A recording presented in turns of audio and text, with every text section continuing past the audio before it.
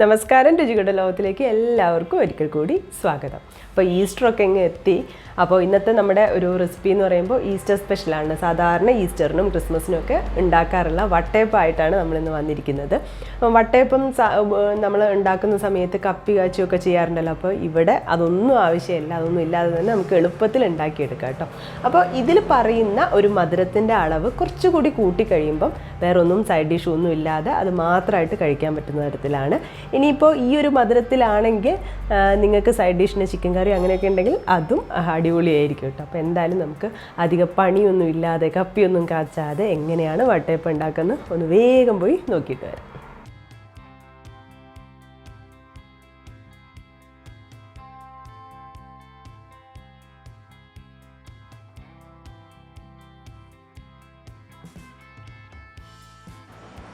അപ്പോൾ ഈ ഒരു വട്ടയപ്പം ഉണ്ടാക്കാൻ വേണ്ടി നമ്മൾ പച്ചരിയാണ് ഉപയോഗിക്കുന്നത്. 2 കപ്പ് എടുത്തിട്ടുണ്ട്. പച്ചരിക്ക് പകരം നമ്മൾ ഇഡ്ഡലി റൈസ് ഉണ്ടല്ലോ, അത് വേണമെങ്കിൽ അത് ഉപയോഗിക്കാം. അപ്പോൾ ഇത് നന്നായി കഴുകിയതിന് ശേഷം നമ്മളൊന്ന് കുതിർത്ത് വെക്കുന്നുണ്ട്. അപ്പോൾ രാവിലെ ഉണ്ടാക്കുകയാണെങ്കിൽ തലേദിവസം രാത്രി കുതിർത്ത് വെക്കാം, ഇല്ലെങ്കിൽ രാവിലെ ഒരു 2-3 മണിക്കൂർ കുതിർത്ത് വെച്ചാൽ മതി. ചൂടുവെള്ളത്തിലാണ് കഴുകിയതിന് ശേഷം ചൂടുവെള്ളത്തിൽ കുതിർത്ത് വെക്കുകയാണെങ്കിൽ അത്ര പോലും സമയം ആവശ്യമില്ല. അപ്പോൾ എന്തായാലും ഇത് കുറച്ച് നേരം ഒന്ന് കുതിരാൻ പറ്റും. ഇപ്പം നമ്മുടെ അരിയൊക്കെ ഒരു 2-3 മണിക്കൂർ കുതിർത്ത് എടുത്തിട്ടുണ്ട്. ഇനി നമ്മൾ ഇതൊരു പാത്രത്തിലേക്ക് പച്ചരി മുഴുവൻ മാറ്റുകയാണ്. ഇനി ഇതിൻ്റെ കൂടെ നമ്മൾ തേങ്ങ ചേർക്കുന്നുണ്ട്. തേങ്ങ ഞാനിപ്പോൾ ഒരു ചെറിയ തേങ്ങ മൊത്തമായിട്ട് ചിരകിയതാണ്, അപ്പോൾ അതുകൂടി ഇതിലേക്ക് ചേർത്ത് കൊടുക്കാം. പിന്നെ ഇതിലേക്ക് നമ്മളൊരു 6 ഏലക്ക ചേർക്കുന്നുണ്ട്, അപ്പോൾ ആ തൊലി കളഞ്ഞിട്ട് ചേർത്ത് കൊടുക്കാം കേട്ടോ. പിന്നെ വേണ്ടത് ഈസ്റ്റാണ്. ഈസ്റ്റ് നമ്മൾ ഒരു ചെറിയ സ്പൂൺ, 1 ടീസ്പൂൺ ഈസ്റ്റാണ് എടുക്കുന്നത്.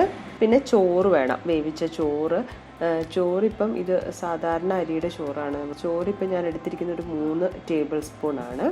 അതിൻ്റെ കൂടെ പഞ്ചസാര ഒരു 6 ടേബിൾ സ്പൂണാണ് ഞാനിപ്പോൾ എടുത്തത്. അപ്പം ഞാൻ ആദ്യം പറഞ്ഞു മധുരം കൂടുതൽ വേണമെന്നുണ്ടെങ്കിൽ കൂടുതൽ ഉപയോഗിക്കാം. ഇതൊരു ലൈറ്റ് മധുരമാണ്, അതായത് നമുക്ക് കറി കൂട്ടിയിട്ടൊക്കെ വേണമെങ്കിൽ കഴിക്കാൻ പറ്റുന്നൊരു മധുരത്തിനാണ് ഞാനിപ്പോൾ ഉണ്ടാക്കുന്നത്. അപ്പം നിങ്ങൾക്ക് വേണമെന്നുണ്ടെങ്കിൽ കുറച്ചുകൂടി കൂട്ടിയിട്ട് ഇട്ട് കൊടുക്കാം കേട്ടോ. അതിൻ്റെ കൂടെ നമുക്കൊരു നുള്ള് ഉപ്പും കൂടി ചേർക്കാം. എന്നിട്ട് ഒരു സ്പൂൺ വെച്ചിട്ട് നന്നായിട്ട് മിക്സ് ചെയ്ത് കൊടുക്കാം.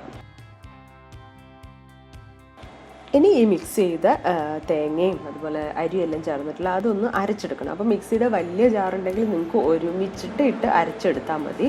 അപ്പോൾ ഇത് ഞാൻ 2 തവണയായിട്ടാണ് അരച്ചെടുക്കുന്നത്, ചെറിയ ജാറായതുകൊണ്ട്.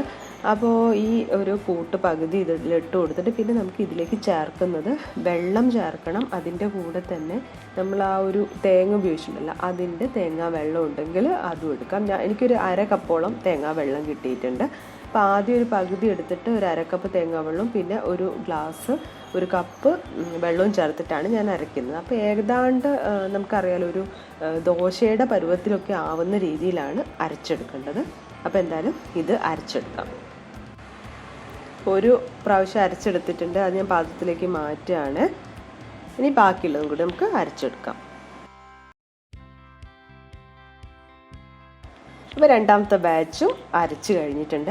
അപ്പോൾ അരച്ചെടുത്ത് പാത്രത്തിലേക്ക് മാറ്റി. ഇനി ഇതൊന്ന് നന്നായിട്ടൊന്ന് മിക്സ് ചെയ്യുക. കാരണം നമ്മൾ ആദ്യത്തെ ആ ഒരു ബാച്ചിൽ കുറച്ച് തേങ്ങാ വെള്ളം ചേർത്തിട്ടുണ്ടായിരുന്നു, പിന്നത്തിൽ വെറും വെള്ളത്തിലാണ് അരച്ചെടുത്തത്. അതുകൊണ്ട് ഒന്ന് ജസ്റ്റ് ഒരു തവി വെച്ചൊന്ന് മിക്സ് ചെയ്യാണ്.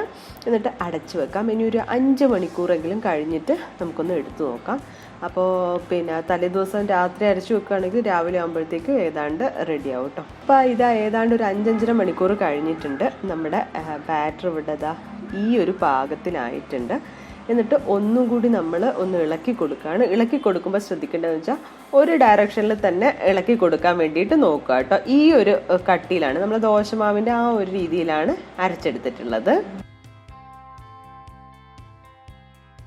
അപ്പോൾ ഇത് നമ്മൾ ഇളക്കിയൊക്കെ കൊടുത്തിട്ടുണ്ട്. ഇനി ഞാൻ കുറച്ച് സമയം കൂടി ഒരു 20 മിനിറ്റ് 20 അരമണിക്കൂർ അവിടെ നിൽക്കട്ടെ.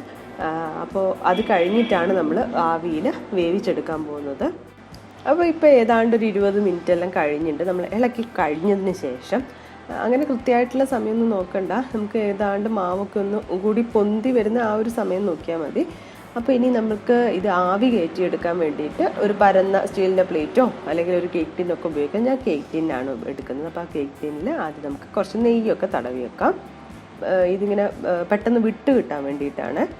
ഇനി മാവ് ഒഴിക്കുന്ന സമയത്ത് വീണ്ടും ഇളക്കേണ്ട ആവശ്യമൊന്നുമില്ല. ജസ്റ്റ് ഒന്നിങ്ങനെ ഒന്ന് കോരി ഒഴിക്കേണ്ടതേ ഉള്ളൂ. ഇതിങ്ങനെ അപ്പോൾ എത്ര കട്ടിയാണ് വേണ്ടത് വട്ടയപ്പത്തിന് അതിനനുസരിച്ചുള്ള മാവ് ഒഴിച്ചാൽ മതി. പിന്നെ ഒരു പകുതി, അതായത് നമ്മൾ എടുക്കുന്ന ഒരു പാത്രത്തിൻ്റെ പകുതിയോളം മാത്രം മതി, കുറച്ചൊന്നും ഇങ്ങനെ പൊങ്ങി വരും കേട്ടോ. അപ്പോൾ ഇതാ ഒഴിച്ച് കൊടുത്തിട്ടുണ്ട്. നമ്മൾ ആവി കയറ്റി എടുക്കാൻ പോവാണ്.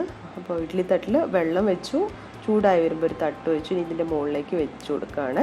അപ്പോൾ ഇതാ നമുക്ക് അടച്ചു കൊടുക്കാം. ഇതിപ്പോൾ ഏതാണ്ട് ഒരു 20 മിനിറ്റ് കഴിഞ്ഞിട്ടുണ്ട്. നമുക്ക് തുറന്നു നോക്കാം. അപ്പോൾ ഇതാ വട്ടയപ്പം ഏതാണ്ട് റെഡി ആയിട്ടുണ്ട് കേട്ടോ. ഞാൻ അതിൻ്റെ ഇടയിൽ ഒരു ചെറിയെല്ലാം ഒരു പകുതി വേവായപ്പോൾ ഒരു 10 മിനിറ്റൊക്കെ ആയപ്പോൾ ഇങ്ങനെ വെച്ച് കൊടുത്തിട്ടുണ്ടായിരുന്നു. നിർബന്ധമൊന്നുമില്ല കേട്ടോ, ഒരു സ്റ്റൈലിന് വേണ്ടി വെച്ച് കൊടുത്തതേ ഉള്ളൂ. അപ്പോൾ ഇനി നമുക്ക് പാത്രം പുറത്തോട്ട് വെച്ചു. ഇനി ഇതൊന്ന് തണുത്ത് കഴിഞ്ഞതിന് ശേഷം നമുക്ക് വേറൊരു പ്ലേറ്റിലോട്ട് മാറ്റിയെടുക്കാം.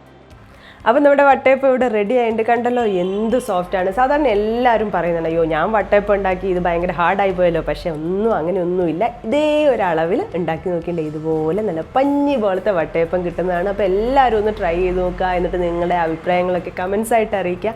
അതുപോലെ നമ്മുടെ റെസിപ്പീസൊക്കെ ഇഷ്ടപ്പെടുന്നുണ്ടെങ്കിൽ ലൈക്ക് ചെയ്യുക, ഷെയർ ചെയ്യുക. ഇനി ആരെങ്കിലും സബ്സ്ക്രൈബ് ചെയ്യാതെ കാണുന്നുണ്ടെങ്കിൽ സബ്സ്ക്രൈബ് ചെയ്യുക കൂടി ചെയ്യുക. ഇനി ആർക്കെങ്കിലും നമ്മുടെ വീഡിയോസ് ഇഷ്ടമായിട്ടില്ലെങ്കിൽ അൺലൈക്ക് ചെയ്യുക. എന്താണ് ഇഷ്ടപ്പെടാത്തത്, എന്താണ് ഇമ്പ്രൂവ് ചെയ്യേണ്ടതെന്നൊക്കെ കമൻസ് ആയി പറഞ്ഞാൽ തീർച്ചയായും ഞാൻ നിങ്ങൾക്ക് ഇഷ്ടപ്പെടുന്ന ഒരു വീഡിയോ ആയിട്ട് വരുന്നതായിരിക്കും. അപ്പോൾ അടുത്ത റെസിപ്പിയായി കാണുന്നതുവരെ ബൈ.